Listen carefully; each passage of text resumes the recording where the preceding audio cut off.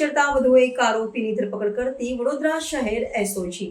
Vadodara police commissioner Narsinh Kumar સાહેબની સૂચના મુજબ શહેરને નશીલા પદાર્થોથી મુક્ત કરવા માટે સ્પેશિયલ ઓપરેશન્સ ગ્રુપ એસઓજી દ્વારા મોટી કાર્યવાહી કરવામાં આવી છે।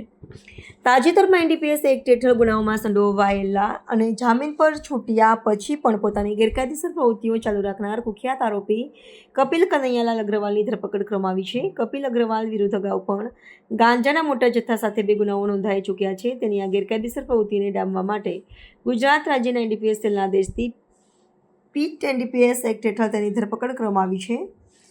આ કાયદા હેઠળ આરોપીને મહત્તમ 2 વર્ષ સુધી જેલમાં રાખવાની જોગવાઈ છે। આ વર્ષે વડોદરા એસઓજી દ્વારા અત્યાર સુધીમાં આવા 4 આરોપીઓ વિરુદ્ધ પીઆઈટી પીટી એક્ટ હેઠળ કાર્યવાહી કરવામાં આવી છે।